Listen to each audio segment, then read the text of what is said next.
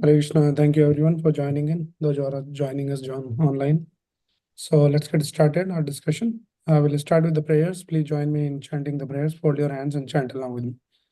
Nama Om Vishnubhadaya Krishna Prestaya Bhutale Srimate Bhakti Vedanta Swamin Nidinamine Namaste Saraswate Deve Gauravani Pracharine Nirvisesha Shunyavadi Bhasha Dadeshadarine Jai Shri Krishna Chaitanya Prabhu Nityananda Shri Advaita Gadadhara Shri Vasadi Gauri Bhakta Vrinda Hare Krishna, Krishna Krishna, Hare Hare, Hare Rama, Rama Rama, Hare Hare. Hare Krishna, thank you everyone. So we have been discussing this series on Navadha Bhakti. So we'll just start with recitation of this verse one time at least, and then we'll start our discussion. So please repeat after me. And those who are joining online, you can mute yourself and then chant along. And those here in person, you can chant loudly. Shri Prahlada Vacha Shravanam Kirtanam Vishnu Smaranam Pada Sevanam Archanam Vandanam Dashyam Sakhyam Atmana Vedanam Iti Bhamsarbida Vishnu Bhakti Chenava Lakshana Kriyate Bhagavati Yadha Tanmanye Adhitamuttamam. So this is the famous verse from the 7th canto. We already discussed that, spoken by Prahlad Maharaj. The 9 different forms of practicing bhakti. And we are in this series, we already discussed in detail about the Shravanam, what is the Shravanam, how to do, what are the benefits and all other aspects of hearing about the Lord. And also on last week we discussed about the Kirtanam. So Kirtan means glorifying the Lord, and Lord can be glorified in so many ways. The simplest means of glorifying the Lord has been described, especially in these modern ages, chanting the holy name of the Lord. That is one way, but otherwise also so many ways, like whatever last time Prabhuji was explaining, that if you are doing your work, that work also can be the Kirtan, if you learn that art. If your work can be utilized in the service of Krishna for, expanding Krishna's mission, sharing the words of Krishna, preaching the message of Bhagavad Gita, or any form, whatever way, using your skills, using your resources, if it can be dovetailed in the service of Krishna, then that also becomes the Kirtan. Okay, so Kirtan is not limited to only just chanting and singing and something like that, but every act of our life can be the Kirtan. Now, moving forward, today we are going to discuss, we'll try to cover we'll see that how much we can cover, 2 or 3 items at least. But very, very important, which is the third item today we are discussing, and that is Smaranam. Okay, so who is the Acharya of the Smaranam? We already in the beginning, if you remember, we discussed for each and every item, there is a particular, those who perfected their life with that particular item. Shravanam, who is the person who perfected their life? Parikshit Maharaj for Shravanam, who heard very attentively 7 days, 7 nights without eating, without hunger, thirst, but completely absorbed in hearing, and he perfected his life in 7 days. And then who's the Acharya for the Kirtan? Shukdev Goswami, who was speaking constantly. Then who's the Acharya for Smaranam? Yes, so we have been discussing already in the series, started from this Narasimha Jayanti. So Prahlad Maharaj, we know that how he was so absorbed in always remembering the Lord, despite all kind of challenging situation that his father was putting him into, but still he could not forget the Lord. So that was his Smaran. So today we'll be just elaborating on this, that how to develop that Smaran. All right. If we ask the question that what is that one thing, or in just one line or one word, if you want to put that, okay, what is the goal of life? What is considered as the perfection of life? At the end of the life, what is that one thing that if you achieve that, then as per the scriptures, it is considered your life is perfected? What is that one thing? Krishna explains in Bhagavad Gita, and the same expression is found even in the Srimad Bhagavatam also. Anybody remembers? Those who are joining online, if you have the answer, you can unmute yourself and answer. Okay. Hare So Krishna. Krishna explains. Yes, somebody is saying something. At the last moment of the life, one can remember Krishna. That's Yes, the goal of life. that's the right answer. So Krishna says, Antakale chamameva smarana muktva kalevaram. Antakal, at the time of leaving this body, then if we can remember Krishna, Antakale chamameva smaran, and that is considered the perfection of life. Because Krishna says, Ya prayati samad bhavam, yati nati atra samshaya. There's no doubt about this, that if you remember me, the time of death, then you'll come back to me. And that is what is the goal of life. The human form of life is some or other we have to wind up this business and go back to Krishna. Right? So many things are going on here. But the main business should not get missed out. Attaining Krishna. And that can be attained by remembering Krishna. Actually, there is this verse which says, Etavan Sankhya Yogabhyam Swadharma Parinishtaya Janma Labha Parapumsam Ante Narayana Smriti. Whatever you're doing, Ante Narayana Smriti.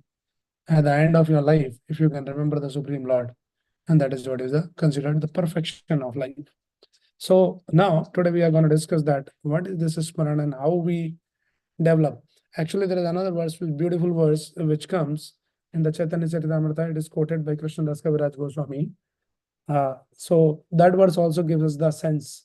Says, Smratavyaha satatam Vishnu, Vismratavya na jatu chit, sarva vidhi niseshadhur, et air ev kinkara, et yor ev kinkara. So there are two things has been explained. Says, Smratavyam satatam Vishnu. Smaran, satatam, constantly remembering the Lord.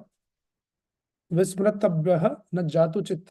Not even for a moment forget the Lord. Vismrat. So, like in English, we say that always remember Krishna, never forgets Krishna. This expression is coming from this verse. Smratavyam satatam Vishnu. Always remember the Lord, never forget the Lord. Sarva vidhi niseda shur. All the vidhis, all the nishedas, rules, regulations, do's and don'ts in the scripture, so many things you find. Everything is the subservient of this instruction. Whatever vidhi, nished, do's, don'ts, rules, regulations, whatever you're doing, it should attain you to this. And always remember the Lord, never forget them. Now, how to develop that remembrance, that is Smaran, that is what we are discussing today. So there is a connection. When you do enough Shravan, sufficient hearing, and then sufficient Kirtan, so all interconnected. If there is no hearing, there is no glorification of the Lord, no Shravan and Kirtan, then there is no chance of Smarana also. So if you want to remember the Lord at the time of the death, and that is considered the success of life, then while we are living the life, we should practice Shravan and Kirtan. We should hear enough sufficiently about the Lord from the bona fide sources, from the bona fide devotees, the representative of the Lord. And also when we hear, we should try to share with others. So hearing you can forget. But when you start talking about what you heard, that go into your permanent memory. Right? You hear so many things, but you'll forget everything. Most of the things at least. But if one thing that you go and talk and explain to someone in your own words, in your own style, that becomes the remembrance. Right? So this Smaran come through Shravanam and Kirtanam. And the example is like Prahlad Maharaj. Prahlad Maharaj did the Shravan. Where he did the Shravan? In the womb of his mother. The power of the Shravan was because he heard from a pure devotee of the Lord, Narad Muni. So there is a power then from whom you are hearing. It's not about just hearing, but from what source you are hearing is also, plays a very significant role. So he heard from a pure devotee, Narad Muni. And now we see that Prahlad Maharaj's situation is he can never forget Krishna, despite all kind of challenging situations. And that is why he became the Acharya of Smaranam, always remembering the Lord. Another example we see in the scriptures of that of gopis. So now gopis, in one of the instance, what they're doing is they're meditating actually. So one time one devotee comes from Narad Muni, I think. He comes and he asks that why you all the gopis sitting in some meditation, like generally they don't do the meditation, closing their eyes, sitting in that yoga posture like that. What you're trying to achieve, what you're trying to do. So the gopis are saying that we are trying to forget that Krishna. So their meditation is how to forget Krishna because they're upset with Krishna. Krishna left them in between the Ras Leela and sometimes he teases them. So they're a little upset that we don't want to even think of this person. And but they are not able to do that. And they're trying to, doing some meditation, how to forget that. That is called the Smaran. That they cannot forget. They are struggling hard to forget Krishna. And we are struggling hard to remember Krishna sometime at least. While even we chant Hare Krishna mantra, that time also we don't remember Krishna. That time also we remember so many things. What is happening in the office, in the house, friends, this, that, so many plans. So that is the situation. Right? Of course, we cannot imitate the gopis, but we can take the inspiration that is what is called the Smaranam. Prahlad Maharaj, gopis, and like that, they're the great devotees. Right? There is actually this another beautiful story comes in the scriptures. This devotee, he was, materially speaking, he was a very poor person, but he was a great devotee of the Lord. So one time he developed a desire that I should also offer something, really rich, sweet to the Lord. But then he was so poor that he could not afford to have anything. So one time there is a thought in his mind that I should offer the sweet rice to the Lord. So he thought, how to offer? I don't have the milk or rice or anything. But then he was a great devotee. He was reading the scriptures. So then he came across that you can worship the Lord in the mind also. So then he closed his eyes, sat in meditation, and he started remembering the Lord. And everything in his mind now, he is just thinking, remembering the Lord.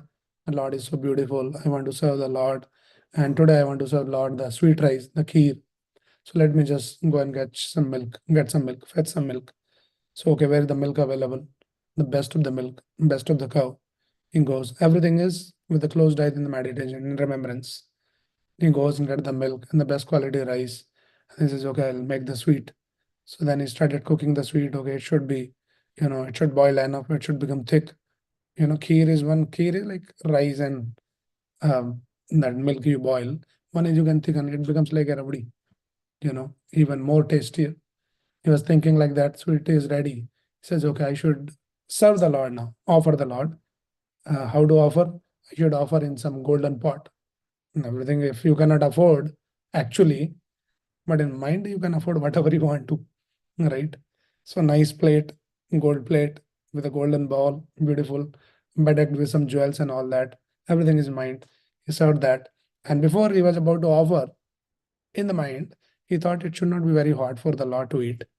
So let me just check that it is not too hot. So just to check, he put his finger to check it is not too hot.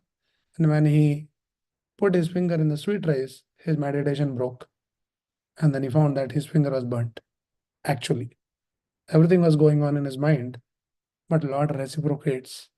And when that happened, and then Lord was sitting and he smiled. And then the consort of the Lord, she asked, my dear Lord, why are you smiling? And the Lord explained that look at my devotee. So much love, so much devotion they have. And the Lord immediately orders his carriers and he says, go and get this devotee back. It is time for him to come back. So much devotion. So these are all stories that we found in the scriptures about Smaranam, that how devotees so much they remember, so much they absorb in their remembrance about the Lord. And the Lord is bound, the Lord is forced to reciprocate with those devotees. So that is the power of Smaranam. Right. There is another actually story comes in Chaitanya Charitamrita, the story of another devotee of Chaitanya Mahaprabhu. His name was Narsimhananda Brahmachari. So when Lord was actually traveling towards Vrindavan, so he was feeling separation from the Lord. Then he thought, okay, I'm feeling too much separation. Let me just meditate on the Lord. So Chaitanya Mahaprabhu was going towards Vrindavan, and then he was in his meditation, his devotee. Third, when Lord is going there, he left me behind. So I should also go. So not behind the Lord, I should go in front of the Lord. And I should make nice arrangement for Lord to walk. I should, make the road for the Lord. Because on the way he goes, there should not be any thorns or something like the pebbles. Should clean everything and it should be nice, soft, beautiful road for the Lord to walk. So in his meditation, he's walking in front of the Lord. and is making actually the beautiful road. And now it is not made out of some whatever, all this tar or something like that. He was making the road of jewels. In the mind, you can make whatever you want to, diamond road or gold road or whatever, which may not exist in reality. So he started making that. And this is putting on nice trees on the sides, which creates the shade for the Lord to walk and all of that. And Lord is walking, walking, walking. At one point, Chaitanya Mahaprabhu got stuck. He couldn't walk only. And everybody was wondering like why he couldn't walk, why he's not able to walk further. Because what happens, because this devotee was sitting in meditation and he like he's walking in front of the Lord. So he's kind of making the pathway to the Lord. So he will decide that which road he should go. Lord cannot decide. So he was taking one road, Chaitanya Mahaprabhu. In his mind, his route was a little different. Lord has to take the turn, and Lord is trying to go straight. So he couldn't walk on. So the devotees can control the Lord by the power of their meditation, remembrance like that. Of course, nobody can control, but as we know that Bhakti Bhyo Bhakta Vassalaha, the Lord is so Bhakta Vassal that he loves to be controlled by his Lord. Instead of, he being the supreme controller where he controls everyone, when the devotees controls him, that gives him more pleasure. When Yashoda Mai controls Krishna, Krishna becomes more pleased. Otherwise, everybody just listen to Krishna. All right. So Krishna controls everyone, but he likes more to be controlled by his devotees. And devotees can control the Lord by their Smaranam also. So like that, these are all beautiful pastimes.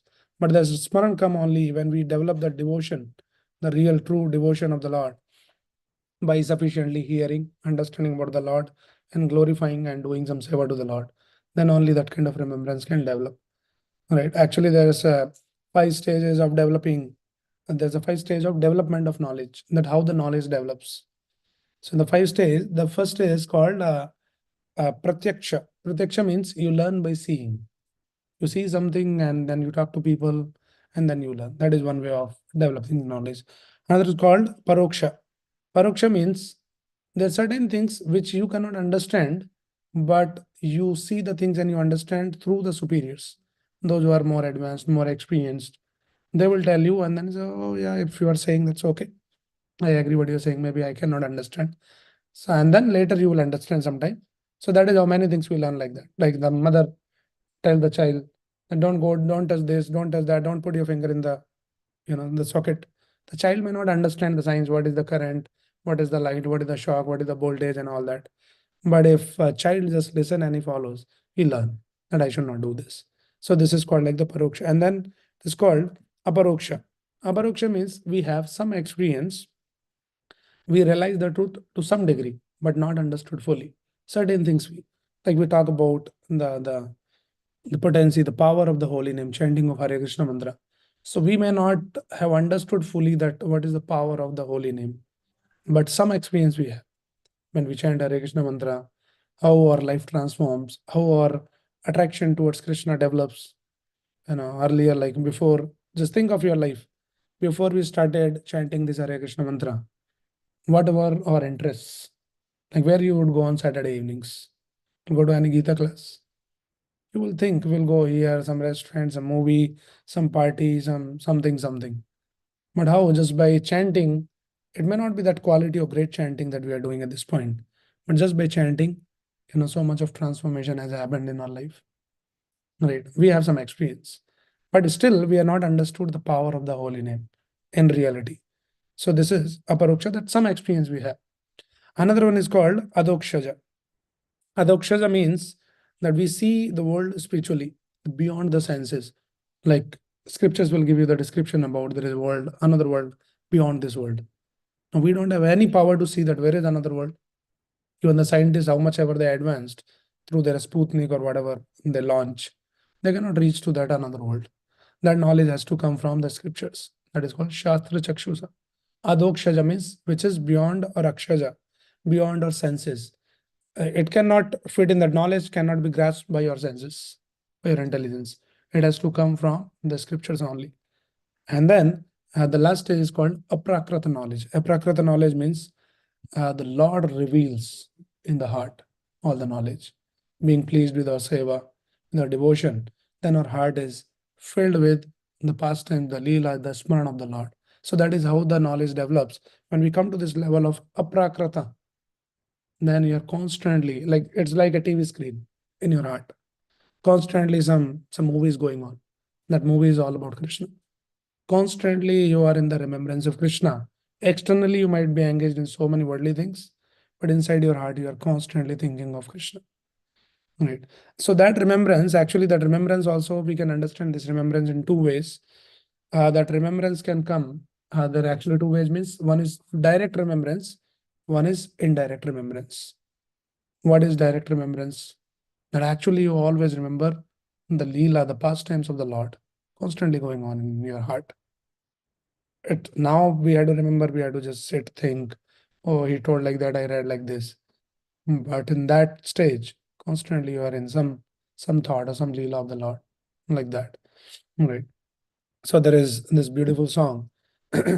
What is the direct remembrance of Krishna is, which explains this beautiful song by, I think this is by Ballavacharya, a very famous song which explains Aduram Maduram Vadanam Maduram, Nayanam Maduram, Hasitam Maduram, Hridayam Maduram, Gamanam Maduram, Maduradipate, Akhilam Maduram. So Krishna is Akhilam Maduram, is very sweet. Everything about Krishna is sweet.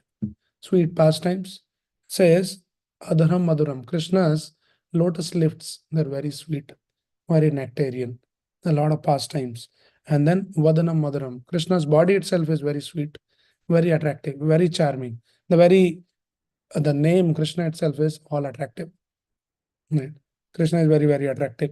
In this material world, Kamdev, the Cupid, is considered the most attractive creation of the Brahmaji. He's the most attractive person. So one time, this Kamdev, actually there is a pastime in Vrindavan. This Kamdev actually, he thought that who is this boy in Vrindavan when Krishna was there 5,000 years back? And why everybody is so mad after this small boy? He's just enchanting everyone with this boy. Let me go and I'll go and enchant this boy.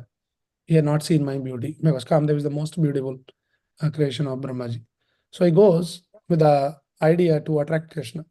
And he goes, there is actually that place, forgetting the name of that place. When we do the Vrindavan Parikrama, that place comes in between. I forgot the name. Anyway, so that pastime happened that place. So this Kamdev comes to exhibit his beauty, to attract this Krishna. And when as soon as this Kamdev comes in front of Krishna, and he looked at just a glance of beauty of Krishna, he fainted. And that is the pastime actually that happened. He couldn't tolerate, he couldn't handle that beauty. It was so beautiful that, like, we don't have the experience that by looking at somebody's beauty, you faint. You might say the wow or something like that, you can give the expression, but nobody faints in this world. There's no beauty like that in this world. But Krishna's beauty is that it made, the calm they fainted. That is the beauty of Krishna, right? And then it says, Nayanam Madaram. Krishna's eyes are very, very attractive. It enchants everyone. Right. So there is actually beautiful pastime in Sri Rangam during Ramanujacharya. It's a very beautiful story that when Ramanujacharya, when he was walking in one time in Sri Rangam, along with some of his disciples, and he saw something very strange. What he saw was there is this person. So there is this person who was walking along with his wife and holding one umbrella. It was like in the afternoon, and holding the umbrella on the head of the wife that she should be protected from the hot sun. And he was not walking straight. He was walking like other way around. Like the wife is walking like this. He is walking like this, ulta, looking constantly at the wife. So he was so enchanted by the beauty of his wife that he couldn't think of that even for a moment. It's not possible for me to not to see the beauty of my wife. He was so attracted by the beauty of beautiful wife. So when Ramanujacharya saw this, he was out of his compassion. He felt so sorry for him that this foolish person is so attracted by this material beauty. So I had to do something about him. He's so lost by all this material beauty. He's not understanding. He's completely in illusion. So he sent some of his, disciples, and he comes and talks. Says what? And then he explains, my wife is so beautiful. I'm so attracted. His eyes, her eyes are like so beautiful, not even for a moment that I cannot be without seeing them. So then Ramanujacharya told him that, you will forget the beauty of your eyes if I will show you the real beauty. And then he says, there's no other beauty in this world than the eyes of my wife, like that. He says, if you're ready to come with me, I'll show you another eyes. And by seeing those eyes, you'll forget this beauty. Say, not possible, like it's a kind of a challenge. He says, come along with me. And then Ramanujacharya took this person directly straight to the Sri Rangam temple, where this Ranganatha deity is there. And he says, look at the eyes of Ranganath, Krishna. And when he saw the eyes, he got so enchanted and actually forgot his wife. And he became devotee. He left everything and like, say, I'm not interested in my wife. I'm so attracted to Krishna's eyes. So this is the pastime. This is the real story that happened like during Ramanujacharya. Now, question is, many of us has been to Sri Rangam. How many of you have been to Sri Rangam? Some of you might have been, right? And we all might have seen the Sri Rangam, that Ranganatha deity, his eyes and everything. Why we are not enchanted and not attracted by his beauty like that person? How do you understand that? If there is a real beauty and real attraction, then anybody who goes there should get enchanted by that beauty. Why we are not getting? The answer is we can understand that beauty is always there. See the beauty, we had to be qualified. And that qualification comes only through the Acharya. Guru can give you that eyes to see the beauty of the Lord. We cannot see the Lord by your own eyes or material senses. Lord is Adokshaja. He is beyond our senses. So Ramanujacharya gave him that eyes that see the beauty, and he could see that.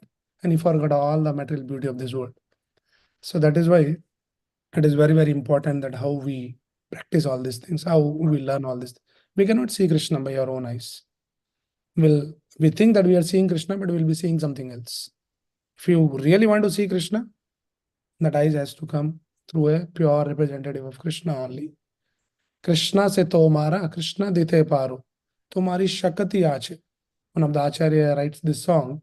He says, Krishna se tomara. Krishna is your property. Krishna dite paru. And you can give me Krishna. Tomari shakati ache. You have that power to give. If you have something, then only you can give to someone. So it says, Krishna is yours. Oh, my dear spiritual master. Krishna is your property. You can give to This bad. Okay, Hare Krishna, those who are joining online, please make sure that you are on mute.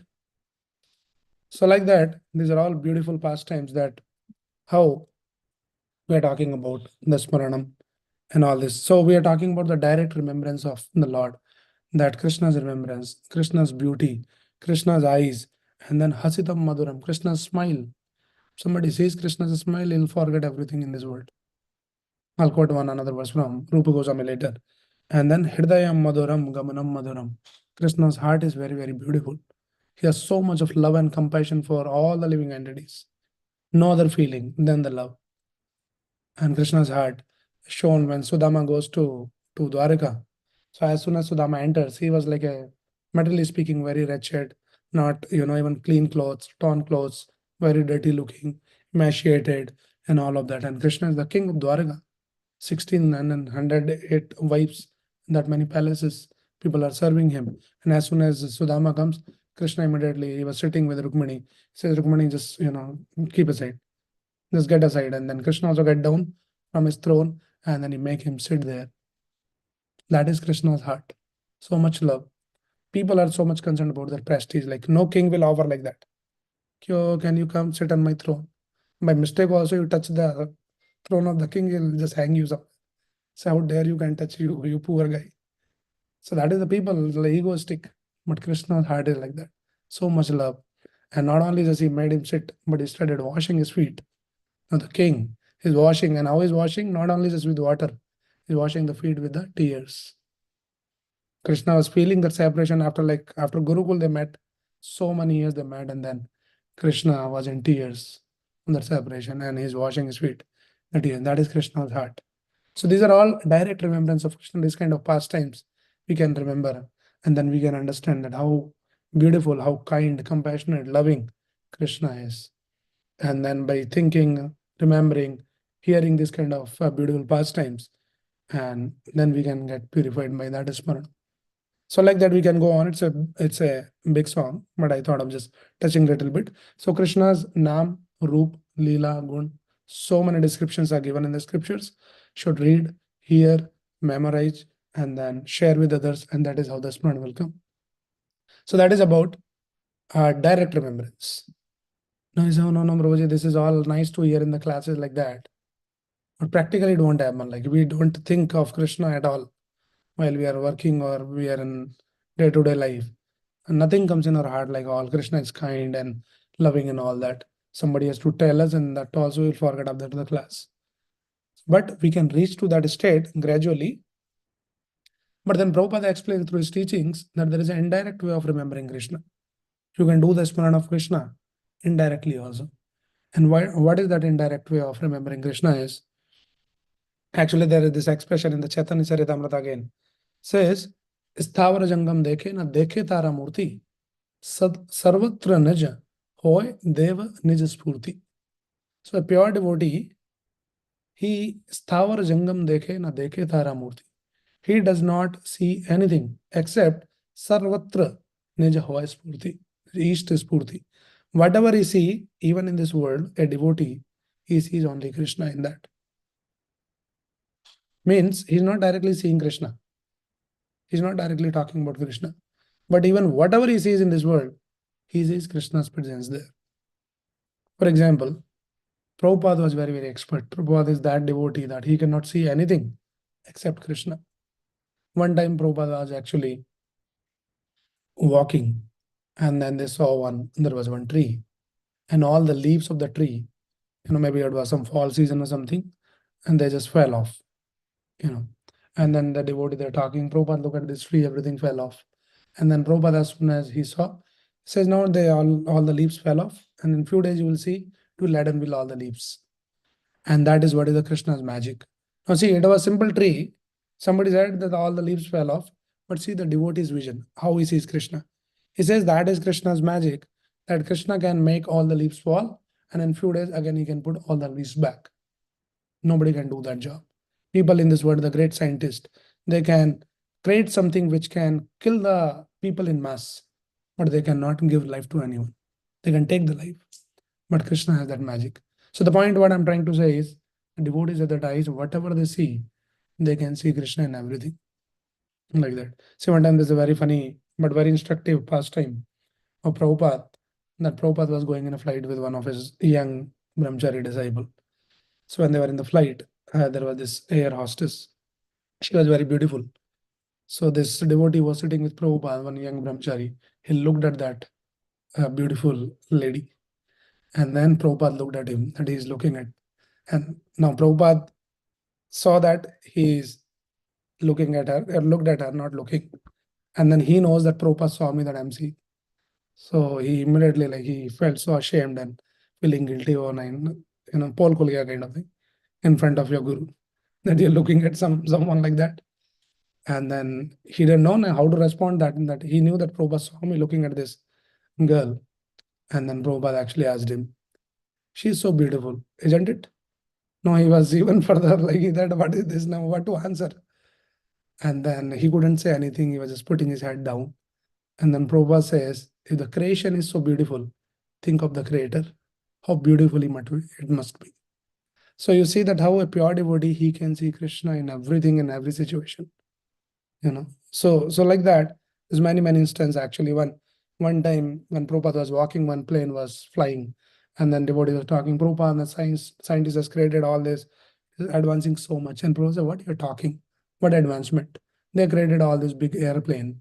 Can they make a small airplane, which Krishna has made? And they could not understand.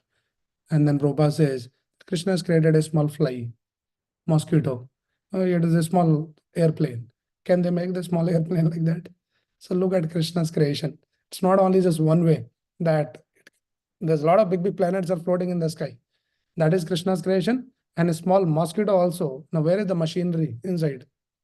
He's also flying. That is Krishna's creation. So Prabhupada everywhere, in everything, he will see Krishna only. He'll bring Krishna. And that is the expertise of Prabhupada. That is the vision of a pure devotee. Because he is always in constant remembrance of the Lord. And this is indirect way of remembering the Lord. Stavara jangam dekhe na dekhe dharamud. Whatever you see Krishna only. So like that. So these are some of the examples. And another way of remembering Krishna, like some practical things, we can practice ourselves. How we remember. Actually, if you read the 7th and 9th chapter of Bhagavad Gita, you'll get a lot of hints how to remember Krishna. Rasoham apsukondaya, prabhasmi sasishuryoho. Krishna is saying, I am the taste in the water. When you see the sunlight, you see the moonlight, it is coming from me. Like that, punyo gandha prithavyamsha. When you smell that fragrance, that fragrance is me. So like that, balam balbatam chaham. When you see some strong person, that is strength in me. That is me. If you see a very intelligent person, that intelligence is given by me. So like that, whenever you see, whatever you see, if we can train our consciousness, our eyes, then you can see in everything and in everyone, you can remember Krishna. That is the remembrance of Krishna. So Krishna's remembrance comes in so many ways, like physically, mentally, emotionally, egoistically, and spiritually.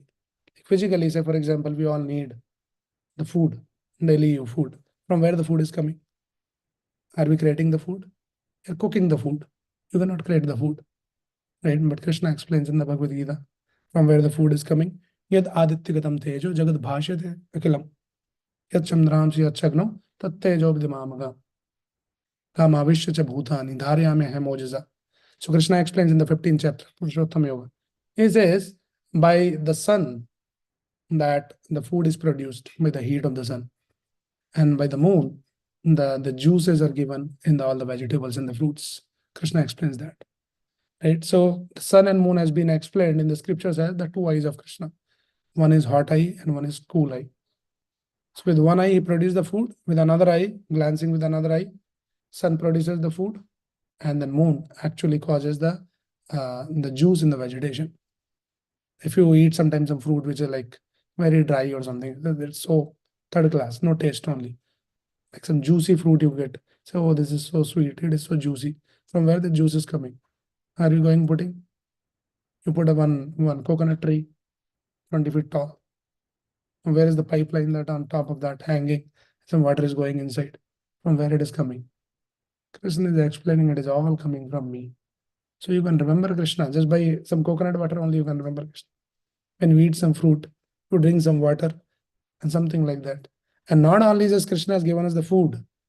If you eat the food, you have to digest the food. Otherwise, that food will become the poison for you. That will, instead of giving you health, it will spoil your health if it is not digested. Now, how the digestion happens? Krishna explains in the 15th chapter again. Aham Vaishvanaro Bhutva Praninam Deham Ashrita. Krishna says, I am the digestive force in all the living entities. So we are thinking I am digesting. We are not digesting. Krishna comes in that form like a digestive fire, what we call at Jatragni. That is Krishna's form, Vaishvanara Bhutva. And then Krishna digests the food. First he gives you the food, and when you eat, you enjoy, and then Krishna will only digest. And Krishna knew very well that these people, uncontrolled, they'll not just eat, they'll overeat. Right? Digestion, there will be a problem, and then they'll overeat, they may fall sick. Some medicine also I have to give them, some herbs. Right? So Krishna explained that also. Pushnami cha aushadhi sarvaha. I give the aushadhi also. If you eat, you enjoy, then digestion won't happen, and you overeat or something. Then you need some herbs also. So many varieties of things. You go in your own kitchen, some jeera, something ajwain or some lemon or some ginger or something. You eat, and then from where it is coming. So this is the way that we can remember Krishna for everything. This is just for the physical. Right? And then if you talk about the mental, that people, want a little bit something intellectual kick. Now, when we read Bhagavad Gita, when we read Bhagavatam, we listen to the discourses. It not only just spiritually it satisfies us, but actually intellectually also it satisfies us. We learn something new things, some interesting way of understanding the scriptures and all that. So intellectually also we feel, oh, it is so nice to learn all of those things. But there are people, those who are not interested in learning about Krishna. No Bhagavad Gita, no Bhagavatam. what to do, and then how to satisfy. Then Krishna has created so many varieties of knowledge in this world. This science, that science, modern science, right? And then cosmology, medicines. There's thousands of varieties of science. And those who are not interested in learning about Krishna, that he provides that intellectual kick through all those various knowledge body. So Krishna is providing from where the knowledge is coming. Everything is coming from Krishna. Even the material knowledge is also coming from Krishna. Choice is yours. You want that knowledge and be completely in illusion, or you want this knowledge of Krishna and then get out of the illusion. So physically, Krishna is actually nourishing us, and then is intellectually is nourishing us, and then also Krishna is emotionally also nourishing us. There are so many people, they're not, again, not interested in Krishna, but everybody needs some emotional care. So Krishna gives his love and care through some people around us, those who are loving and caring. For a child, it is like a mother. So that mother shows that love and affection to the child from where it is coming. And as soon as the child is born, there's certain kind of a hormones are released in the body of the mother. And then she starts providing the breast milk to the child. Before that, it was not there. And that is the way to express her love and affection to the child. And you see, like most of you are like mothers. You know that how the child is born, that how the mothers become so emotional, so attached, from where that something is coming. Krishna is saying that love and affection is coming from me only, because the child need that. So he doesn't connect directly with Krishna at that point, but still he should receive the love and affection. So Krishna is taking care of physically, intellectually, emotionally, ego. Krishna takes care of your ego also. I am this, I am that. So Krishna has created the Varnashram system. Brahmachari, Grastha, Vanprastha, and then what are Kshatriya, Brahmana, Kshatriya, Vaishya, Sudra. So you want to identify yourself like, I'm a great Kshatriya. I want justice. I want to fight and all of that. Okay. You identify yourself as a Kshatriya. But Krishna also guides us, Varnashrama Vibhagasha Purushena Parapaman. So it says that all the system of Varnashrama is meant for, but ultimately some Siddhir Haritoshna. Whatever you think yourself, Brahmana, Kshatriya, Vaishya, Sudra, but ultimately through your profession, you have to satisfy the Supreme Lord. So your ego is also satisfied, and ultimately through that identification, you can attain the perfection of your life. So physically, intellectually, emotionally, egoistically, and then finally Krishna says, Dadami buddhi yogam dam, yena mamapi andide. Spiritually, he will nourish us. He'll take care of us spiritually. Tesham satata yuktanam bhajatam priti purvakam dadami buddhi yogam dam. Krishna says, I'll give you the right intelligence. I'll give you the intelligence. Those people who are not interested, for them also I'm taking care. But those who are my devotees, bhajatam priti purvakam, with love and affection, they're trying to do some seva to me. To those people, I specifically give them the intelligence by which they come closer and closer to me. Prabhupada gives the example. Prabhupada says the king is very charitable. He gives the charity to everyone. But to his own son, king can distribute a lot of clothes to everyone in the city. But to his own child, he'll give the special clothes. So similarly, Krishna provides everyone in this world, non-devotees, atheistic people, they also get food, oxygen, water, everything. Their survival is by Krishna only. But to the devotees, he'll give the special. And what is that special? Dadami buddhi yogam dam yena mamapi antide. I'll give the right intelligence by which you come closer to me. So like that, we can remember Krishna more and more. So these are a few things, and that how we can engage our mind in Krishna, remembrance of Krishna, try to serve Krishna. Otherwise, our mind is like a monkey. Always keep jumping from one branch to another branch. That is the nature of the mind. Monkey mind. So now choice is yours. You want the monkey mind or monk mind or monkey mind. So from monkey mind, we have to make it monk mind. Monk means the devotee who is always bhajatam priti purvakam satati yuktana, always remembering Krishna, always thinking of Krishna. So that is what is our goal.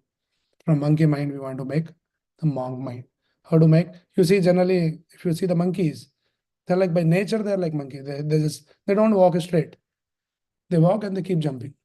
Like one time in Vrindavan, some devotees were there. They said, why they're jumping? Why they can't walk straight? The simple answer is because they are monkeys. They can't straight. They can't walk straight. Because this monkey has to jump and walk. Right? But there is one monkey whom you'll find sitting very peacefully in meditation. Who is that monkey? Another Manji. So how that monkey mind became so peaceful? Because he's constantly remembering, chanting the name of Lord Ram Ram.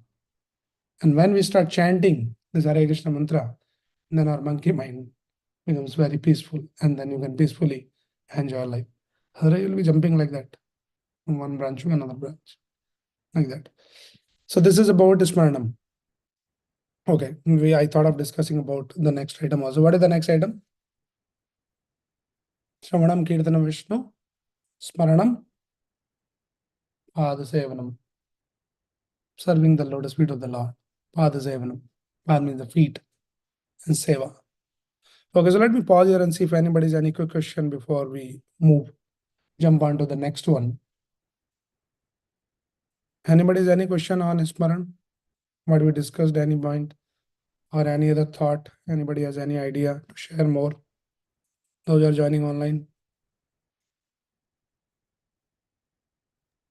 It's a beautiful expression. Every moment of life, we need to be grateful to Krishna and acknowledge that because of him, where Thank we you. are. Sorry, come again, say again. Let me see if it works. Mic. Okay, there is a question. I think it's too loud. Can you pass on this? Yeah, there's some question. Hare Krishna, why does Krishna give ego? Ego itself is delusional. So why would he even give? Now we should understand ego is nothing bad actually. Ego is a good thing, but we have to understand it rightly. What is ego? You can just switch it off and keep it there. To ask the question, you can pass on. Okay, so ego means basically identity. But generally what we see ego is like a something, ego has in general the negative connotation. Ego is bad. But it is not that ego is bad. What is bad is called the false ego. Ego means ahankar. Right? We think anger is something bad, but it is not. Ego is basically the identity. That who am I? That is what is called your ego. But when that ego is false identity, false ego, that you don't think yourself as what you are, but you think yourself somebody else.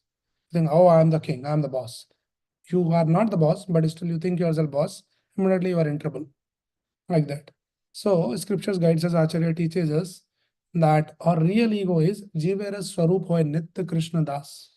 That is what is our real constitutional identity, that we are eternally the servant of the Lord. But what we think ourselves? I'm not the servant, I'm the boss. And everybody is my servant, everybody should serve me.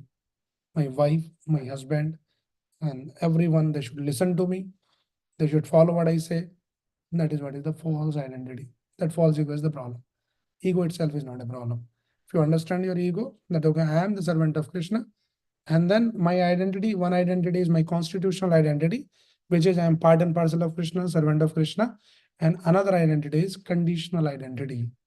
Conditional identity is that I am a mother, I am a father, wife, husband, Brahmana, Kshatriya, Vaishya, Shudra. So use that conditional identity to attain your constitutional identity. That is how we understand it. Okay. So ego is not bad. Okay, any other question? Anyone? You can put on the chat. If there's more questions. Otherwise, let's quickly move on to we can cover maybe another. People have some patience to listen more, or I know it is a very tricky question, very loaded question also. People in like Dharm Sangat, they can say yes also, and they don't want to say no also. You can pass on the mic, please. Hare Krishna. So Smaranam we do that our karmic effect also has how much of remembrance we can have on Krishna, right? I mean, because some people, they are atheists, right? And then some people are devotees. So does karmic effect have that? Yeah, it has something, but as soon as we get in touch with the devotees, or we come under the shelter of a pure devotee, then we actually transcends. So Krishna explains that Mam Chayabhyabhicharena Bhakti Yogena Sevate Asagunan Samtitetan Brahma Bhuyaya Kalvade. So he says, as soon as you engaged in Abhyabhicharini Bhakti, like the Shuddha Bhakti, the pure Bhakti, as soon as you take up the process, you may not have not perfected yet, but you take that process under the guidance of a Bonavide teacher, then Brahma Bhuyaya Kalvade. Sagunan Samtitetan. You transcend the influence of all the modes and your karmic reactions and all of that. So you go beyond that. So we have to take the shelter of a pure devotee. Yeah, you said. He's punishing those who are not thinking of him, right? Yeah. So if he's punishing them, how can you overcome that? Yeah. So Krishna says that, he also punishes. It is actually in the 16th chapter. But we should understand Krishna's punishment is also out of love. Like sometimes the parents chastise the child. They might shout on them and they sometimes give them the slap also. So it looks like a punishment, but why that punishment? Because the parents love the child. You don't go and punish the neighbor's child. You punish your own child because you have the love. So Krishna's punishment is also out of compassion, out of love. Somebody is really, hurting himself and harming himself. Krishna will give him one slap and say, okay, get lost. Just go and sit in one corner. Something like that with the timing. And then Krishna will only just take care of him in different way. Sometimes, the kids won't listen. And then the parents has to take that kind of an attitude of being harsh and little strong and like that. So Krishna, to all those atheistic people, demonic people, Krishna has to become like that. What should our demeanor be if we think, we are not able to focus, or we are not able to constantly think, or, whatever time we get? What should our demeanor be? He is punishing, so how to overcome that? No, it is not punishing. We should understand that Krishna never punishes actually. What we are calling punishment is also not punishment. Actually speaking, scriptures explains that more than us, Krishna is eager for us. We want Krishna, but we don't care for him.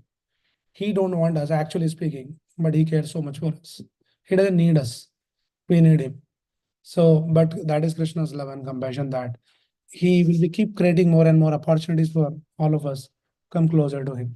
So if some obstacles are there for whatever reasons, because of our mental and some obstacles like that, we can sincerely pray to the Lord. And even more powerful prayer is we can pray to the devotees of the Lord.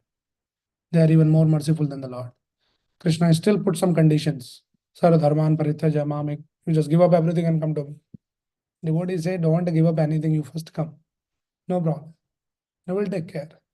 So like that, right? Krishna is like, when you go to the exam, and if Krishna is the examiner, invigilator, and he's very strict. So you have to write all the questions and all the answer right, and then he'll check. And if you have written right answers, you'll get the marks. Otherwise you fail. Krishna is like that. He demands something. Do this, do that. But the same Krishna comes in the form of Chaitanya Mahaprabhu. Then he becomes very liberal. Says, no problem. You just come to the exam. You write or you don't write, you'll be passed. Chaitanya Mahaprabhu, the Krishna in the mode of Chaitanya Mahaprabhu is like that. That you just come. Chant. With quality or no quality, you start chanting arranged. Whether you give up other things or not, don't worry. You start chanting. You are already qualified.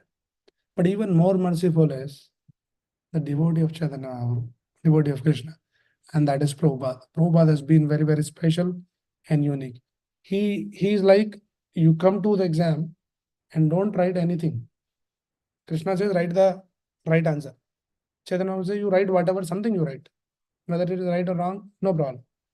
And Prabhupada is like that you come to the exam, just write your roll number and you pass.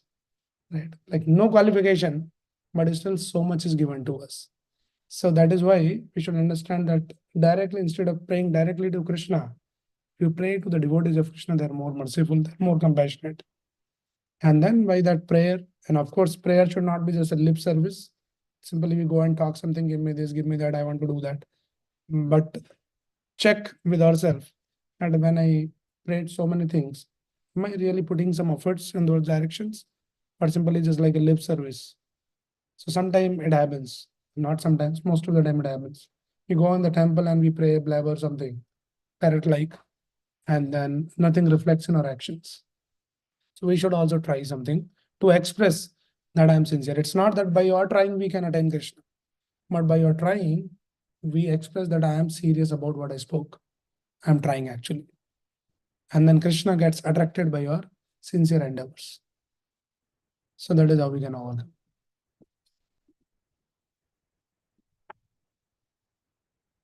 Okay. I'll just quickly, maybe I'll not cover the whole thing. One part I'll cover of this. Next item, which is Padasevanam. Have some little patience. Anyway, coming to this classes, we can develop some patience also. So we discussed about Smaranam and Padasevanam to serve Lord's lotus feet. Now, who's the person who perfected? Who's the personality? Lakshmi ji. So we see that Lakshmi Narayan, Lakshmi is always found at the sitting at the lotus feet of Lord Narayan, always serving the feet of Lord Vishnu, Lakshmi ji. Right? Now, this Padasevanam can be understood in two ways. One thing is, which is very straight, by seeing that picture, you can understand. Padasevanam means serving the lotus feet of the Lord. Very simple. We'll talk about that. But I want to break it into two. One thing is serving the lotus feet of the Lord. And also, Padasevanam has been explained by Amrish Maharaj. Savai mana Krishna padar vindyo vacham se vaikunta gunan vandane. So he explains that how one can completely engage each and every limb of your body in the service of Krishna. So in that verse, he explains, Padav hare kshetra pada nusarpane. So your feet should be engaged in Harav Kshetra Padanu Sarpane, going to the place of pilgrimage, going to the Dham. So there are two meanings of Padasevanam. One is serving the feet of the Lord, and another meaning is serving the Lord by your feet. By using your feet, going to the Dham, the pilgrimage. Padav Hare Kshetra Padanu Sarpane.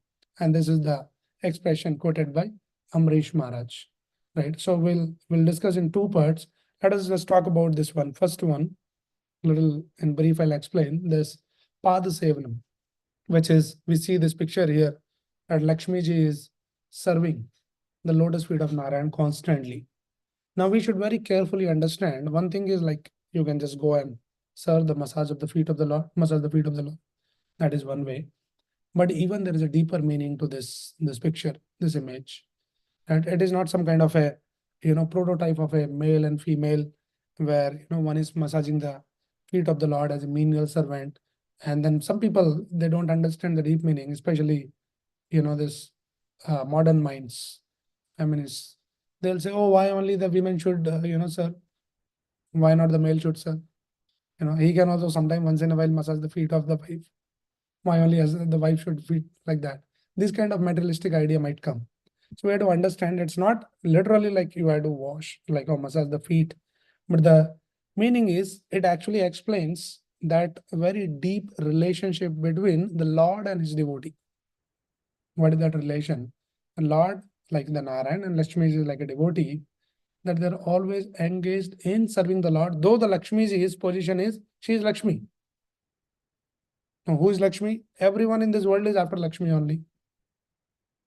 Om Jai Jagdish Hare, Om Jai Lakshmi Maiya, Dhan Sampatti, whatever and all that. All puja, Diwali, Holi, everybody just keep wanting all that. Everybody is after Lakshmi. But now here Lakshmi ji, with this, she is teaching that though I am the goddess of fortune, I am the goddess of all the opulence, but my real wealth is the seva of the lotus feet of the Lord. And that is the deep and the real meaning of that. That Padasevanam, the Lakshmi ji, is where the whole world, all the great people, worshippers, devotees, all karmakandi, they are after me. But I am after the lotus feet of, the seva of the lotus feet of the Lord. And that is what is my real wealth. Now the most wealthiest person, what is her wealth? Is that seva to the feet of the Lord. And that is the meaning of this picture that Lakshmi ji is worshipping. So what is devotee's real wealth? Devotee's real wealth is the seva. Many times people go to the temple, they ask, ye de do, wo de do, something. The long list. Job, good relation, happy life, and good health, knee pain, this thing, something. People can ask a lot of things.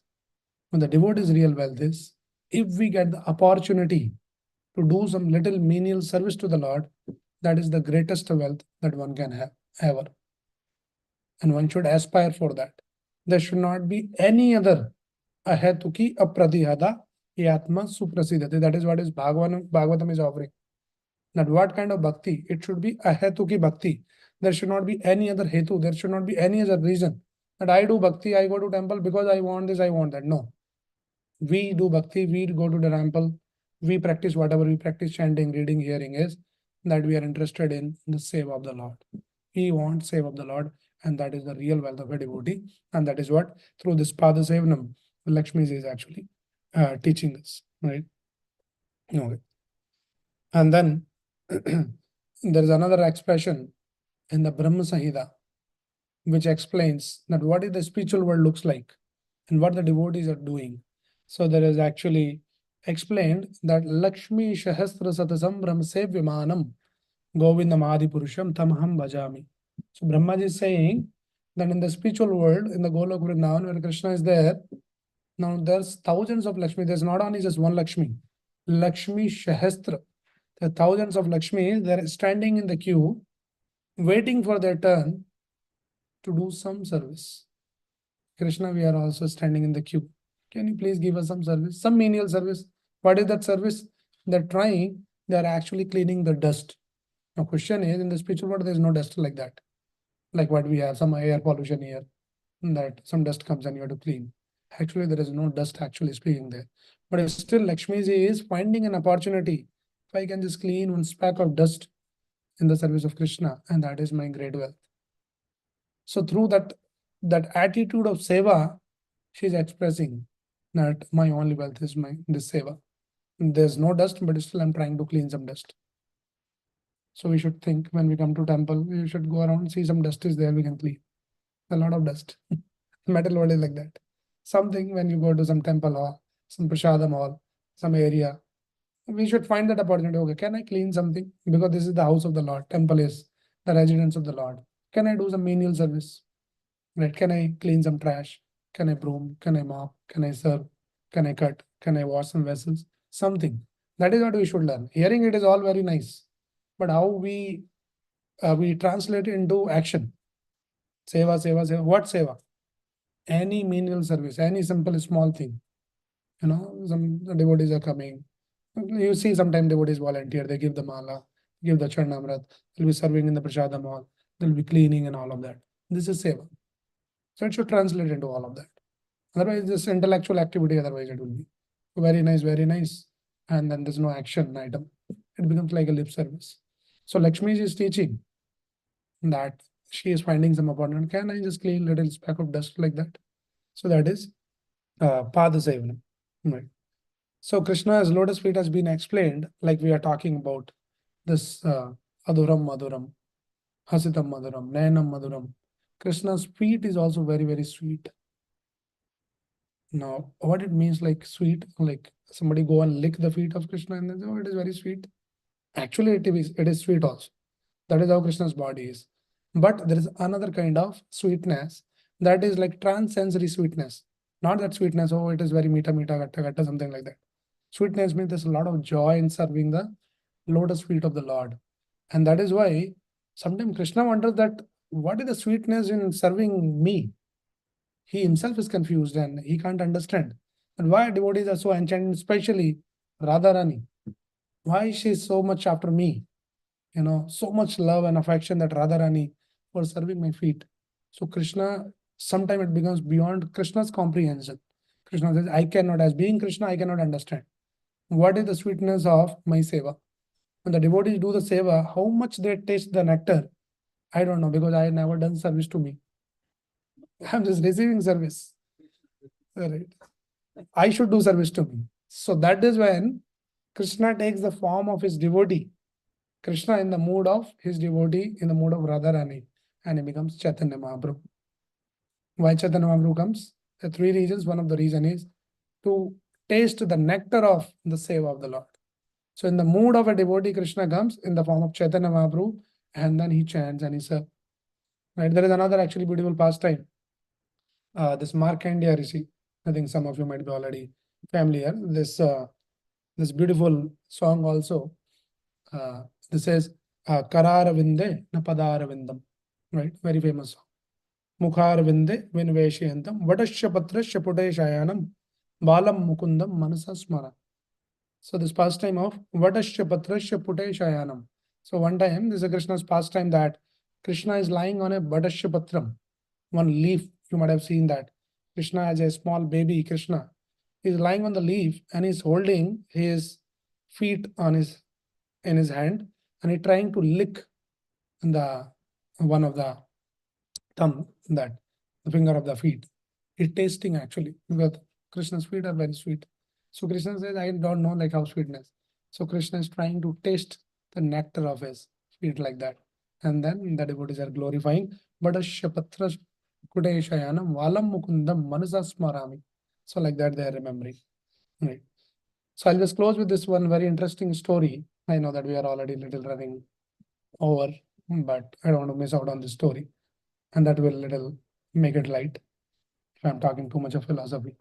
So this story of from the Ramayana, that how when Lord Ramchandra was vanished to the forest and he was going, and then he reached to this place outside Ayodhya, and then this cavert comes, and he comes with he was a boatman, and then he offered his boat that, my dear Lord, you should come and then sit in my boat, like that.